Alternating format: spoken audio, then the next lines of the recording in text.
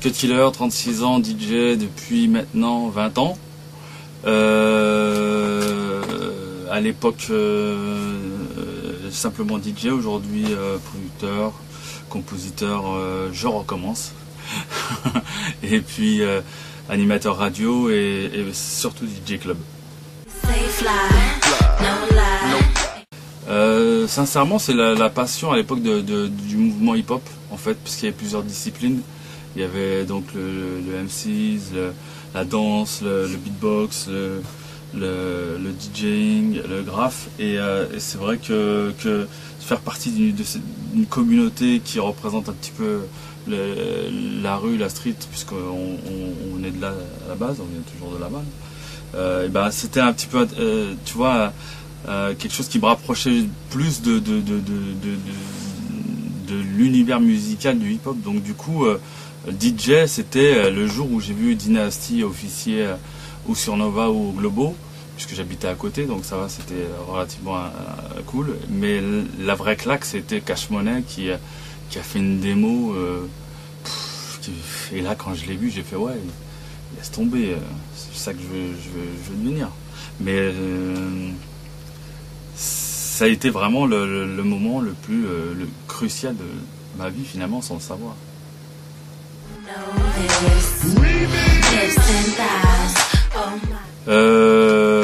Au départ, on a fait un petit guest avec mon pote East dans Métis. Et Mathieu m'avait dit ouais, je suis en train d'écrire un film sur la banlieue, sur les problèmes et tout ça. Et puis il y a un rôle de DJ. J'ai fait ouais, vas-y, je suis hoche. C'est vrai qu'à l'époque, il hésitait entre deux DJ, entre moi et mon pote Clyde.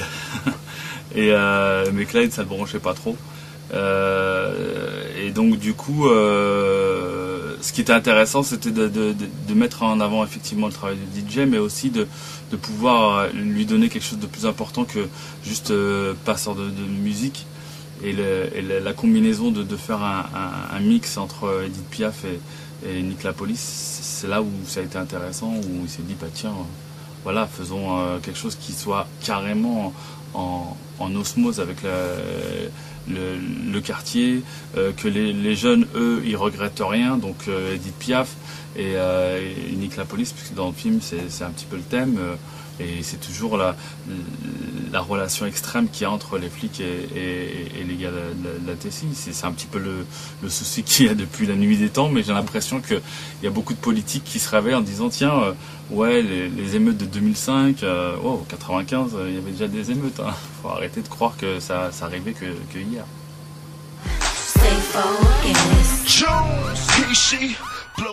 Plusieurs casquettes, non. Disons que après producteur, parce que j'ai mis un petit peu de côté la composition. C'est vrai que je produisais beaucoup à l'époque de Fab, quand on faisait l'album 113. On avait produit Doudou, East et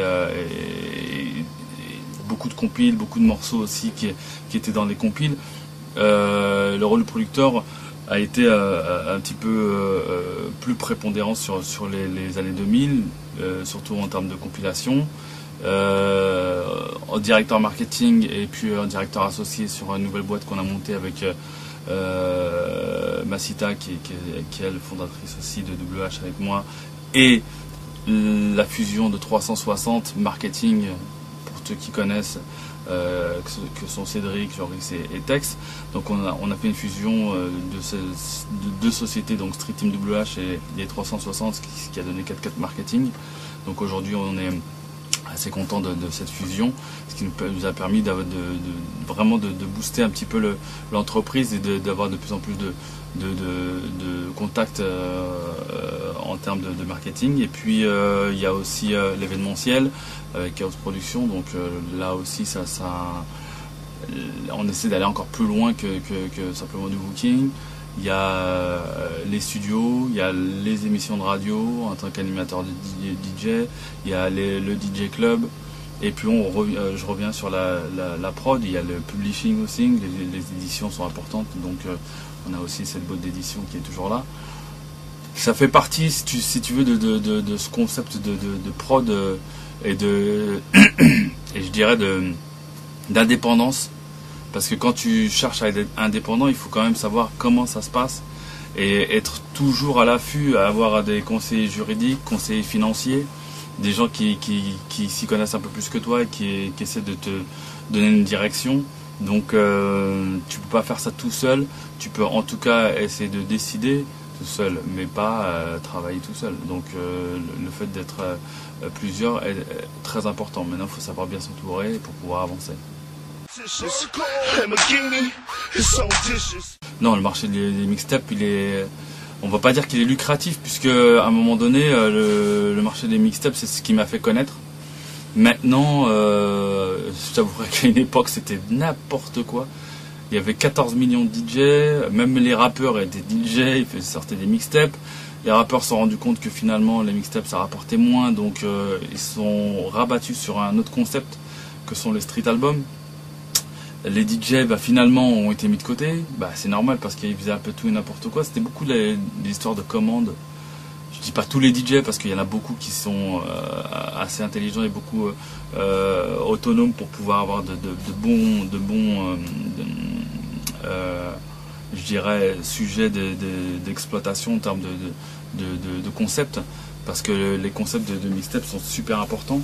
Donc il y a beaucoup de DJ qui ont encore beaucoup de ressources, Bouge, Posca, Goldfinger, qui eux sont mis aussi dans la prod. Et moi j'ai continué un petit peu dans d'autres domaines qui sont plus dans l'international et revenir sur le national. Donc aujourd'hui c'est vrai qu'il y a une autre démarche de la mixtape. On fait plus de morceaux originaux.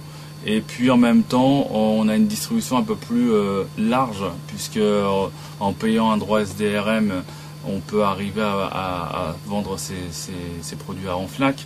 Donc en une distribution un peu plus importante que à l'époque où tu vendais avec 14 magasins sur la région parisienne et tu te faisais même pas le quart de ce que tu te fais là en 15 minutes à la FNAC. Donc c'est vrai que là il est plus lucratif, mais il demande beaucoup plus de travail aussi. En même temps, tu peux pas tout faire, c'est-à-dire que moi j'ai des mixtapes qui sont dans un registre toujours reprise de morceaux qui sont déjà préexistants, qui ne sortent pas non plus en FNAC, qui sortent vraiment dans des réseaux fermés et puis dans les clubs quand on fait les clubs, et puis les réseaux FNAC quand c'est des morceaux originaux. Mais ça marche bien, t'inquiète.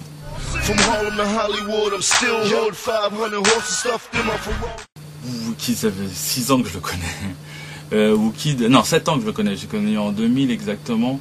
C'était à New York. Les Caris, c'est vrai que ça fait un bout de temps que je connais un petit peu leur manière de penser, de travailler. À l'époque, quand Funk Masterflex même m'a inséré dans son crew de DJ, Big Dog Pitbull, je savais pas ce que ça voulait dire réellement, jusqu'au moment où, quand j'arrive à New York, on me dit « Ah, tu fais partie de Big Dog Pitbull ?» Ah ouais. On me présentait X, Y, des rappeurs, Jadakiss, Mobb Deep. Je fais « Wow, putain, ils sont fat, Big Dog, laisse tomber !» Donc, on te met dans une matrice et puis tu rencontres beaucoup de DJ. C'est vrai que DJ E9 par exemple a été le premier DJ qui m'a vraiment mis dans le bain, et il m'a présenté beaucoup d'artistes, de Notorious Big en passant par laisse tomber, il y a tellement d'artistes que et quand tu commences à connaître tous les artistes, tu commences à connaître leurs DJ, tu commences à connaître un petit peu les rouages, les gens te connaissent parce qu'ils te disent, ils te présentent comme voilà, lui c'est comme Funk Masterflex en France, bon voilà, tac, tu te présentes, tu fais ok, voilà, qu'est-ce que t'as fait, parce qu'ils demandent ce que t'as fait, normal, qu'est-ce que tu fais. Alors quand ils arrivent en France, ils voient bien si ça bouge ou pas, et quand ils me croisent beaucoup à l'étranger, ils font oh putain, le mec il est même à l'étranger, ok d'accord, c'est bon. Il n'y a pas de souci, on peut lui faire confiance. Donc Wookie, ça a été comme ça, quoi. Ça a été à force de se croiser dans d'autres pays du monde, on se voyait. Il est haïtien, donc il comprend le français, il a des amis en France aussi, donc il sait très bien que s'il fait un truc, il sait avec qui le faire. Donc on s'est dit en 2002, vas-y, on fait une mixtape. Ça a mis 5 ans, même 4 ans, je veux dire. Donc du coup, en 2006, on a sorti enfin la mixtape. Mais bon, Ça c'est juste un prémisse, puisque on va pas refaire derrière d'autres mixtapes parce que c'est pas le concept, mais je vais quand même continuer les concepts internationaux, donc avec d'autres DJ comme la prochaine avec DJ Camilo qui fait partie des Heavy Hitters, donc la clique avec E9 et tout ça. Il y a DJ Alchemist aussi qui est plus DJ producteur, donc ce sera plus dans un concept comme à la Wookid. Il y a d'autres DJ qui arrivent, enfin il y en a énormément, et puis aussi des DJ européens aussi, Shorty Blitz en Angleterre, Tomek en Allemagne. Ça c'est un petit peu mon concept de vouloir faire des mixtapes en mettant le rap français en avant et en faisant en sorte qu'il soit le plus large possible et pas que national.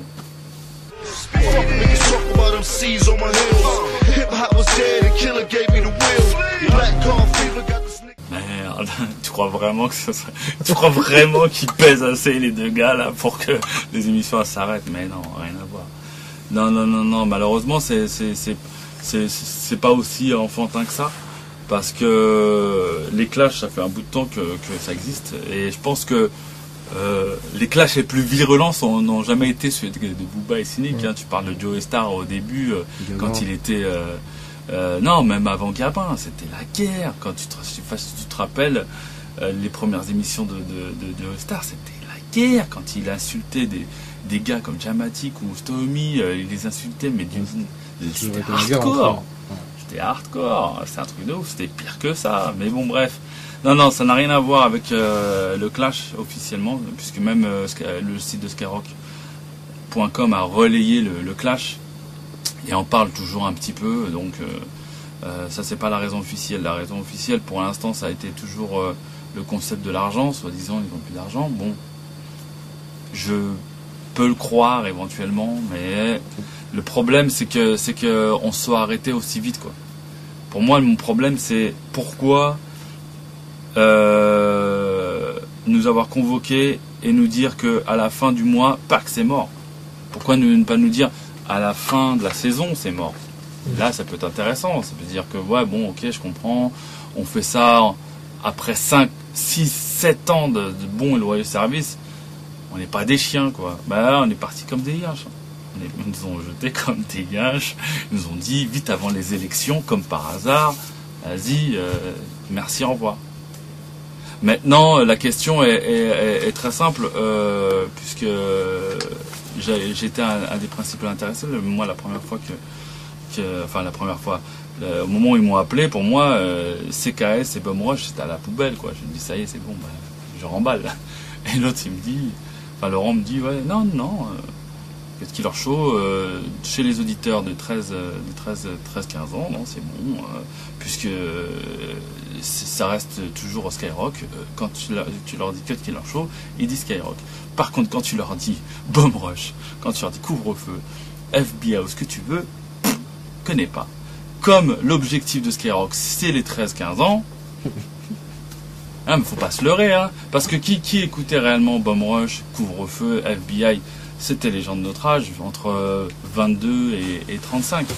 Donc, cette clientèle qui finalement n'achète pas ou achète, on sait pas, puisque quand t'as des albums comme Youssoupha ou même des gars plus underground qui vendent pas, on se dit que finalement notre clientèle, donc nous, on achète, on va télécharger, on s'en bat les couilles un peu du système, et finalement on a l'impression qu'on attend beaucoup après les autres, mais finalement les autres c'est qui? C'est les plus jeunes, parce que les jeunes ils achètent. Quand tu leur mets du Kamini, c'est premier au top. Quand tu leur donnes du Fatal Bazooka, c'est premier au top. Et c'est pas du téléchargement, il y a du téléchargement, mais ça achète. Nous, tu nous donnes tous les gars qui sortent en indé, c'est jamais premier au top. On dirait qu'on est trop en galère et qu'on fait pas assez de genre. Et peut-être que c'est aussi ça qui fait que on soit parti aussi vite. Maintenant, je t'avouerai que quand j'ai posé la question, est-ce que ça sert à quelque chose de garder CKS? Parce que si c'est pour me dire au mois de juin, salut, ça sert à rien, quoi. Donc il m'a dit non, c'est bon, apparemment on va te garder et tout. Je dis pas non.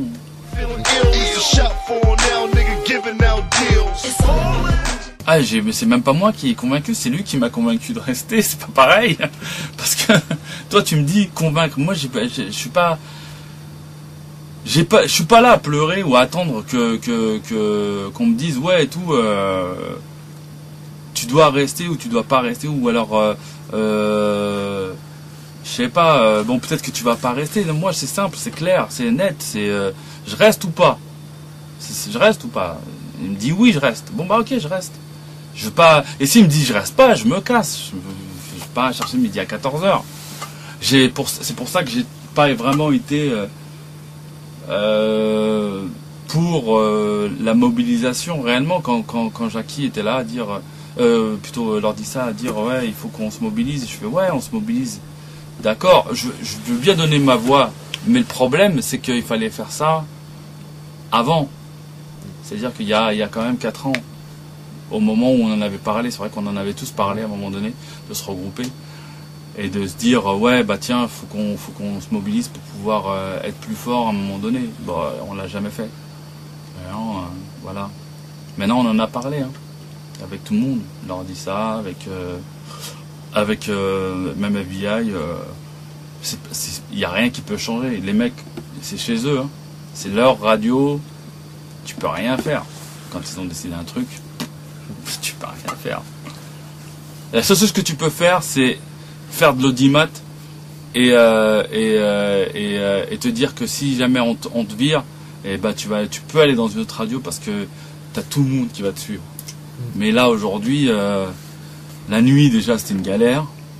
Je pense pas que tout le monde écoutait tous les mercredis ou tous les jeudis ou tous les mardis. Peut-être ça enregistrait un petit peu, mais au bout de 1 an, 2 ans, 3 ans, c'est vrai qu'il y a eu beaucoup de choses qui ont changé, des équipes qui ont changé. Nous, Bomb Rush, on a changé 3 générations de DJ. Skyby OSS, c'est parti, c'est revenu avec FBI, couvre-feu, ça a changé depuis le début. Avant, il y avait toute l'équipe, mais à la finale, il ne restait plus que 2-3. Enfin, bref, et puis les gens ont grandi. Il y en a qui écoutent moins, il y en a qui ça les saoule, il y en a ils écoutent de temps en temps. Il y en a ils écoutent les vieilles émissions. Enfin, ça dépend. Voilà.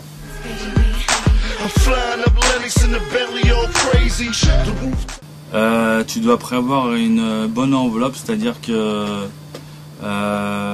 si tu as un pote à moi, ça se trouve tu payes pas. Si tu es une association pour les enfants et que ton projet tient la route, tu payes pas. Si tu es un promoteur qui veut se faire de l'argent, tu raques. Si tu es un promoteur qui a bien géré son public et son auditoire et qui a assez de monde dans ses soirées et qui sait qu'à chaque soirée ça va être la guerre et qui n'a pas besoin de moi mais qui va me prendre comme guest, il va payer, mais il sait pourquoi il paye. Enfin tu vois, tout ça c'est en fonction quoi. C'est-à-dire que les enveloppes c'est très simple, hein, c'est en fonction de l'attitude de la personne qu'on a en face. C'est sûr que on est à 4 chiffres. On n'est plus à 3 hein. Et on n'est pas encore à 5. Encore. On est à 5 sur des gros événements. International. Même en national, hein, sur des gros événements nationaux. Mais c'est vrai que les DJ House sont facilement sur les 5. Et nous, on est encore loin des 5.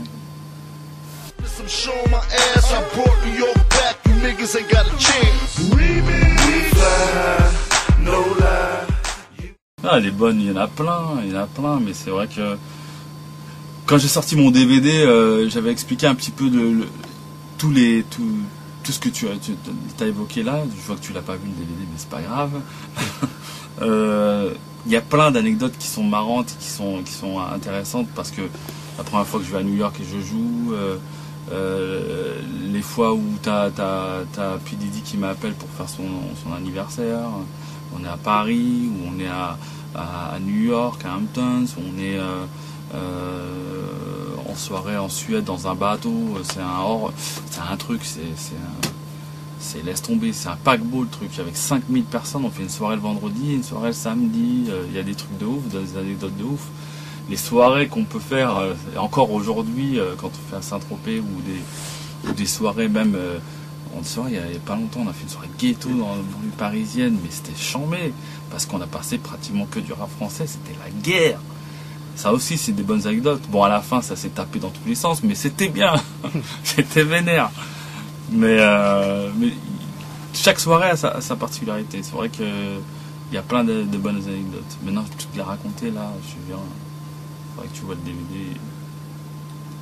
Il y a plein de trucs, quoi.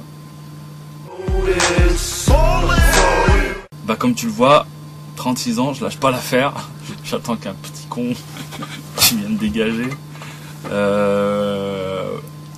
Les ambitions sont très simples. On a une musique, on avait un mouvement hip-hop, puisque comme dit Nas, hip-hop is dead, c'est un petit peu vrai, dans le sens où il reste plus que le rap système, plus que le hip-hop. L'ambiance, l'attitude hip-hop, elle n'existe plus réellement, sauf sur certains groupes où tu sens encore qu'il y a cette envie d'aller encore plus loin. Je parle de Hocus Pocus, je parle des groupes qui vont au Common, si on parle en international, qui ont envie d'aller dans la musicalité, qui ont envie d'aller dans cet univers hip-hop qu'on avait à l'époque. Mais aujourd'hui, c'est vrai que c'est un rap game où l'argent est vraiment le truc que tout le monde veut, quoi. Les rappeurs, s'ils rappent aujourd'hui, c'est que pour faire du genre. Ça, c'est clair. C'est comme dans tout, hein, les jeunes des quartiers, ils voient quoi? Alors, qu'est-ce que je peux faire? Footballeur, basketteur, rappeur. Heureusement qu'il y a une éducation et qu'on leur dit quand même qu'il y a autre chose et qu'avec un salaire minimum, ils peuvent quand même bien vivre. Mais c'est vrai que dans beaucoup de cas, il y a beaucoup de gens, ils réfléchissent pas comme ça. Ils veulent plus que leurs parents, ils veulent plus que leurs voisins, ils veulent vraiment être reconnus, ils veulent toujours être plus mis en avant. Donc canaliser ça, essayer de monter des business, essayer de dire aux gens que quand il y a un rappeur, il y a toujours un agent, il y a toujours un mec qui s'occupe des studios, d'ingé son, tu vois, il y a plein de métiers qui font que il y a possibilité de gérer ça. Moi, ce que en tout cas j'espère, c'est que forcément en termes de carrière, j'avance encore plus loin, que en termes de production, j'aille plus loin, et surtout que ici on forme des ingés, on forme des gens des DJ, on essaie de leur montrer une bonne direction pour pouvoir peut-être en tout cas arriver à ce qu'on est arrivé aujourd'hui, et puis même nous dépasser, c'est l'objectif. Moi, de toutes les façons, je ferai toujours mon petit bonhomme de chemin. Est-ce que je ferai DJ à 50 ans? J'en sais rien. Tout ce que je sais, c'est que je continue, et puis c'est comme un plan de carrière. On travaille, puis après on voit comment ça se passe. Outside, it's like showbiz.